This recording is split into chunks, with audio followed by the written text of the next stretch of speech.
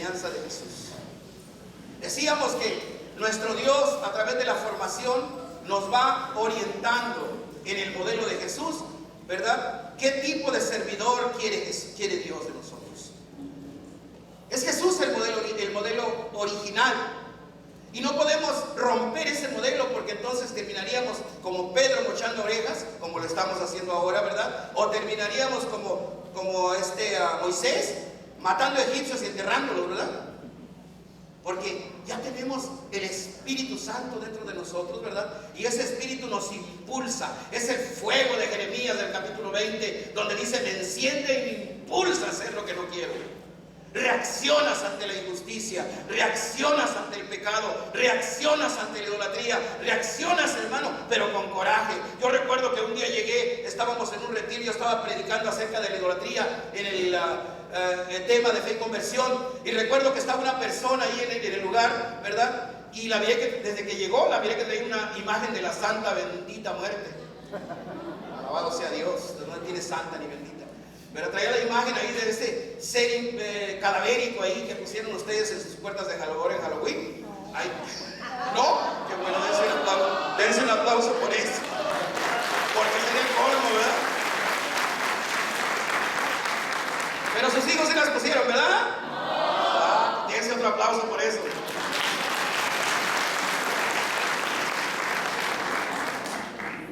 Y ahorita voy a hablar un poquito de eso. Pero mire, esa mujer traía esa medalla colgada. Yo estaba predicando contra la idolatría, terminé de predicar y la persona no se quitó la medalla. ¿Y sabe lo que hice? En la hora del descanso, estaba por allá media, ¿sabe qué modo?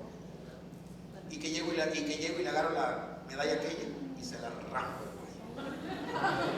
No la conocía. Me arriesgué a que se fuera. Le dije: no acabo de entender lo que acabo de predicar. Sí, hermano, ¿y por qué no se quita esta porquería? ¿Qué significa para usted esto? No, es que tengo una comadre y empezó a darme excusas. ¿Y qué es para usted ahora? Nada, tírela a la basura. Le puse la mano encima y le dije: renuncia a ella y aviéntela a la basura. Pero es de oro, aviéntela a la basura. Si de veras creyó lo que prediqué. Y si no, vuélvasela a poner y haga de cuenta que no dije nada. Otra vez en una oficina de médico, estaba una persona con una pulsera de esas de suerte en la mano y un crucifijo en el cuello. Le dije: ¿cuál de los dos amuletos le da más buena suerte? Dije: no, este no es amuleto, este es Dios. Este es Dios. Y le dije: primero que nada, ese no es Dios, pero ese representa su salvación y su dignidad de hijo de Dios. Usted es una hija de Dios. Y si usted de veras cree en Dios, ¿es católica? Sí, me supongo, por el crucifijo. ¿Usted va a misa? Sí. ¿Y qué es lo que profesa en la fe? Creo en un Padre Dios Todopoderoso, Creador del cielo y de la tierra. Y entonces, ¿para qué quiere una porquería? Decídase por a cuál le quiere servir. Todo el mundo me pelaba los ojos. Se necesita el carácter, hermano. Ese carácter que usted tiene, ese carácter deformado que tiene. Yo estoy loco, me dicen que estoy loco, no. Me dicen que soy fanático, no. Me dicen que soy extremista, no. Soy un hijo de Dios convencido de mi dignidad. Y yo quiero que todo el mundo bautizado sepa que es un hijo de Dios. Que el recibe el bautismo ha sido consagrado y tiene un Dios poderoso y no necesita nada más. Y ese celo me conmueve, tengo una reacción de Jesús. El templo de Dios está siendo profanado y yo tengo que limpiar ese templo. Por eso estoy aquí esta mañana, hermano. Por eso estoy aquí esta mañana. Por eso le sirvo a Dios.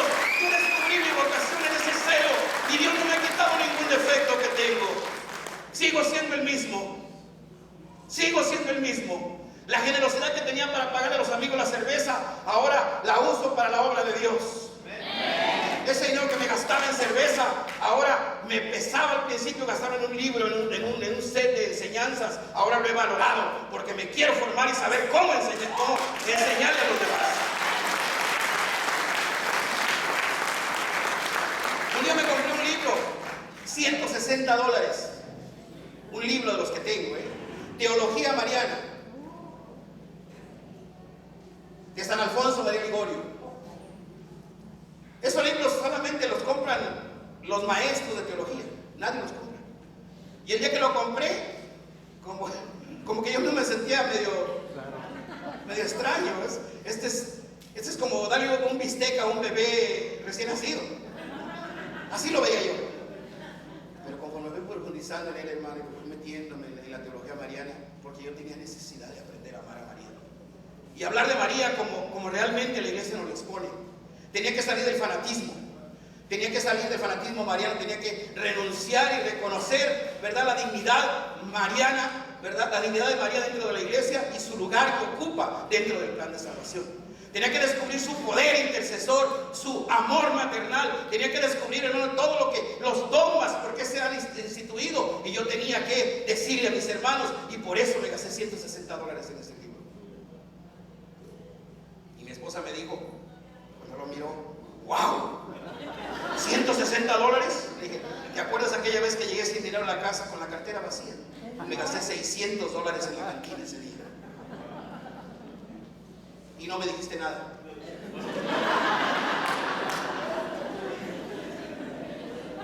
Lo mismo pero para Dios, hermano. Lo mismo pero para Dios. Ese es el celo que nos lleva, nos impulsa, hermano, a actuar, ¿verdad? Pero como Dios quiere que actuemos, no como lo estamos haciendo ahora, a nuestra manera. Mucha gente no quiere formarse, no quiere venir a las formaciones, ¿verdad? Ahora que estuvo nuestro obispo Gerald Barnes, nos reunió a toda la pastoral parroquial y a todos los equipos de servicio, a los líderes de la parroquia.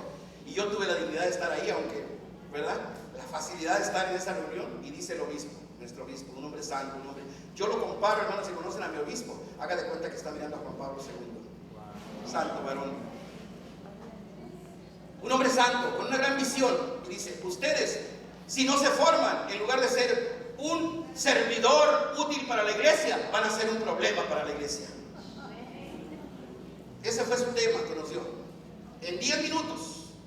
Y yo lo asumí, porque ese fue mi primer llamado. Cuando yo descubrí, si usted oyera mis predicaciones que grabé cuando comencé a predicar, me parecían hermosas, pero a veces hasta herejías. Porque solamente lo que se me revelaba yo lo decía. Lo que me inspiraba la palabra. Gracias a Dios nunca me pararon, ¿verdad? Pero sí cometí muchos. Si usted los oye, mis temas se ríe. Comenzaba por el final y terminaba por el principio. Y yo tuve que formarme. Yo soy formador de predicadores. Dios me llamó a formar predicadores. Dios me llamó a formar líderes, ¿verdad? Y le he dado retiros de liderazgo a líderes de la pastoral diocesana y parroquial. Acabo de estar en Las Vegas hace un tiempo y me llamaron a darle un retiro a todos los líderes del vicariato del área North Vegas. Y ese sacerdote es un sacerdote jesuita muy estricto, ¿verdad? Y cuando me miró, íbamos a ver un sacerdote franciscano, cuando me miró, nos miró a los dos y me dice, usted es laico, ¿verdad? Sí. ¿Es diácono? No. Entonces, ¿por qué lo mandaron? Como decía. Porque sé lo que digo. Porque estoy convencido de mi fe. Porque predico dentro de las normas de la iglesia y nunca he tenido un obstáculo. ¿Sabe por qué? Porque me ha costado sacrificarme, hermano. Me ha gustado mucho leer, me ha gustado sentarme a escuchar, me ha gustado atender a las formaciones. Por eso nunca he encontrado un obstáculo para ir a predicar donde voy. Y estoy unido a mi parroquia y estoy unido a mi obispo. Así quiere Dios que hagamos las cosas. Le acabo de comentar a Carlos, como les decía ayer, que nuestro párroco le gusta la pastoral interparroquial. ¿Qué es interparroquial? Es que todos los de la parroquia somos una sola iglesia. Y aunque somos diversidad de grupos, en la diversidad está la unidad. No podemos caminar aislados unos grupos de otros.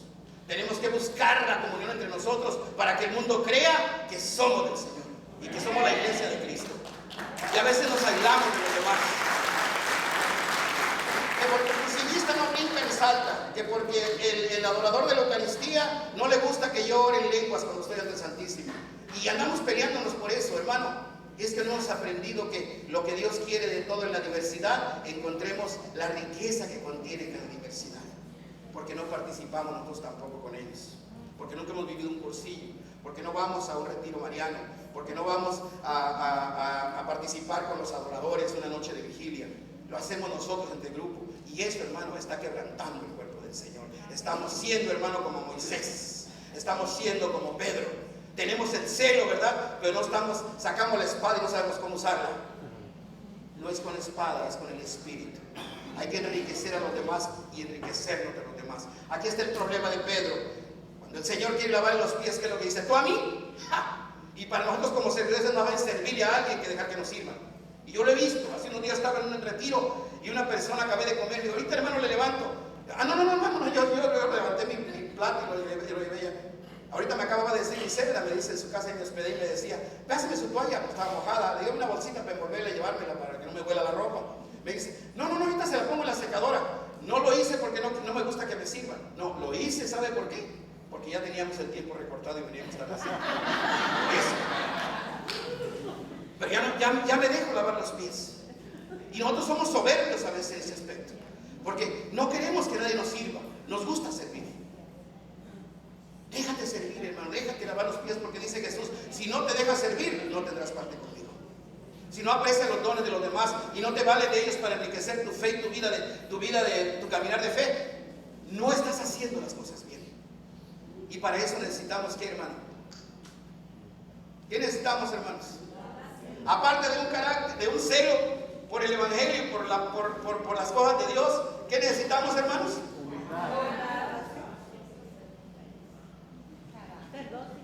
Comprensión. Damos comprensión. Sopórtense unos a otros por amor a Cristo, dice la palabra del Señor, ¿no? Ustedes los más fuertes en la fe carguen con la debilidad de los más pobres en la fe. ¿Cierto o no es cierto? Y si encontramos oposición y rebeldía y desunión interparroquial y incomprensión parroquial, es precisamente porque no estamos siendo parroquia. Estamos ahí simplemente como algo pegado a la iglesia, como algo alterno a la iglesia. Y eso no es lo que Dios quiere. Renovación Carismática, cuando nació después del Concilio Vaticano II, hermano, el Papa Pablo VI, que fue el que le abrió las puertas a la renovación carismática, él dijo, hay 5 cosas que reconozco en la renovación por la que le abro no solo las puertas, sino no solo las ventanas como las abrió mi antecesor, sino le abro las puertas de par en par. Primera de ellas dice que el creyente experimenta una experiencia donde le nace un celo por llevar la palabra del Señor. Se consagra, se entrega, vive su compromiso bautismal, ejerce su vocación profética, le nace el formarse, el aprender más de Dios, le hace un hambre por la palabra de Dios. Eso es lo segundo.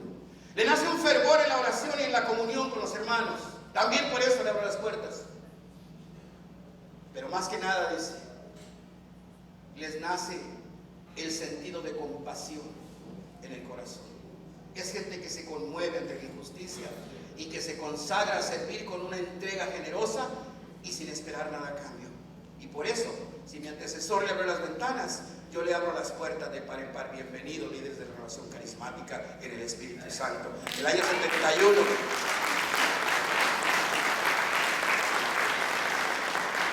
Y es que Renovación Carismática no es algo más. No es un movimiento como lo son todos los demás movimientos. Renovación Carismática es un fermento, es un retoño, es una nueva primavera, es aquello que nació, que Cristo quería, es un nuevo espíritu que se metió a la iglesia, ¿verdad? ¿Para qué? Para renovar la iglesia, para unir la iglesia y para confirmarle su vocación a la iglesia. Y ese es el llamado de ustedes y mío en Renovación Carismática. No somos algo alterno, somos que trabajar en comunión con los demás. Y yo me gozo cuando hay párrocos que tienen esta visión, pero también me entristezo cuando hay líderes que no responden, que siguen aferrados con Pedro, agarrados de la espada y agarrados del puñal. Me duele y eso me da celo. Y por eso quiero, hermanos, hablarles desde el corazón de mi propia experiencia, de lo que a mí me enseñaron cuando yo me formé, a caminar con la iglesia. Por eso necesitamos este año, el Papa nos invita a toda la iglesia a traer el catecismo de la Iglesia Católica y el Vaticano II con nosotros, pero no cargarlo solamente, hay que leerlo, hay que saber qué contiene, a leer los documentos de la iglesia. Ahorita estamos a la expectativa de la exhortación postsinodal, ahora de la reunión de obispos, para saber qué es lo que la iglesia encontró, los medios que nos está abriendo para evangelizar y qué es lo que la iglesia piensa, ¿verdad? Unida con todo el Espíritu Santo en el Vaticano, ¿verdad? ¿Qué es lo que piensa que necesitamos hacer como servidores para hacerlo mejor de lo que lo estamos haciendo? Y muchos de nosotros ni siquiera hemos conocido los últimos, cuando menos los últimos documentos de la iglesia. Hay documentos de la iglesia que datan, hermanos, desde la iglesia primitiva, desde el concilio de Trento, desde el concilio de Letrán, desde aquellos años primitivos, 300, 500 o 60 y tantos antes. Ya había documentos de la iglesia. El primer documento fue en el concilio de Jerusalén, cuando los obispos definieron, los obispos, pues en aquel tiempo, los discípulos, ¿verdad? Definieron aquello que el judío quería que los nuevos bautizados entraran por el camino judío para poder salvarse. Y los convertidos paganos se quejaban de los judíos porque los querían obligar, pero además rechazaban también entrar por ahí porque habían conocido que la salvación viene por fe y no por obras. Que la ley antigua, ¿verdad?, no se había cancelado, pero que ahora vivimos de gracia. Y tuvo que definirse en ese concilio de Jerusalén, todavía en tiempo de Pablo. Y de ahí para acá, 154 solamente conocidos, ¿verdad?, documentos se han escrito. Aparte de cartas. ¿Saben lo que son las encíclicas, verdad? Una encíclica se escribe, que fue la que nos escribió ahora el Papa invitando al año de la fe. Esa es una encíclica que nos invita al pueblo de Dios, ¿verdad?, a vivir la fe, a aprender la fe y a enseñar la fe. Y hay un documento que se llama Porta Fidelis. ¿Cómo se llama? Porta Fidelis. Y tenemos que leerlo, saber qué propone el Señor para caminar con la iglesia predicando lo que la iglesia quiere que enseñemos. ¿Sí o no? Entonces necesitamos compasión, necesitamos docilidad. Tenemos que entrar por el camino de la obediencia. En el capítulo 15 de Segunda de Crónicas encontramos Segunda de Samuel, encontramos aquel texto, ¿verdad?, donde Saúl tenía un corazón de celo igual. Era un buen guerrero, era un hombre dispuesto a servir a Dios, había recibido el Espíritu Santo, pero en la desobediencia el Señor lo rechazó y puso a David en su lugar. ¿Cierto o no es cierto? Y eso nos pasa frecuentemente y nos lastiman como a Saúl. Llegamos a sentir resentimiento contra el hermano. ¿Por qué? Porque le dieron mi lugar, porque lo toman más en cuenta, porque lo traen siempre detrás del líder, es el favorito. Y nos entra como al rey Saúl el deseo de matarlo. Capítulo 18 de Segunda de Samuel dice que quería matarlo, clavarlo en la pared. ¿Por qué? Porque tenía celos de David, porque cantaban que Saúl mató a 1000 y David a sus 10,000. Cuando alguien hace bien las cosas, se le aprecia su servicio, se le toma en cuenta, se le trae más cerca, se le forma más cerca. Así era Jesús, así lo enseñó. ¿Y cómo se sentían los discípulos? Celosos unos de otros, ¿cierto o no? Y un día le preguntaron, Señor, ¿quién es más importante de todos aquí? ¿Quién es tu favorito? Y Dios no tiene favoritos. Ama a aquellos que son obedientes. Dice la palabra del Señor en el capítulo 15 de 2 de Samuel que la desobediencia es peor. Dice, es peor que la hechicería o la brujería o la idolatría. Lo condena más Dios que eso. Y lo podemos ver cómo rechazó a Saúl. ¿Y dónde terminó Saúl? ¿Y dónde terminó David por obediente? Entonces, hermanos, tengamos eso en cuenta. Y luego la entrega, pero no una entrega parcial, total. Una entrega es, yo les voy a decir con términos claros para que lo entiendan. Un servidor que maneja su calendario, él no es un servidor de Cristo. No es un servidor. Porque yo desde el día que me entregué a Cristo, yo le entregué mi calendario al Señor. Mi itinerario le pertenece a Él. Y yo he tenido discernimientos, Él me ha formado en el discernimiento para poder dejar mi familia, dejar a mis hijos en la puerta de un hospital para venirme a ministrar sin saber su condición hasta que termino el retiro casa, porque sé que me va a perturbar. Y en la angustia he estado predicando aquí. He ido a predicar con un pleito, acabando de pelearme con mi señora. He ido a predicar también, a hablar del amor en pareja.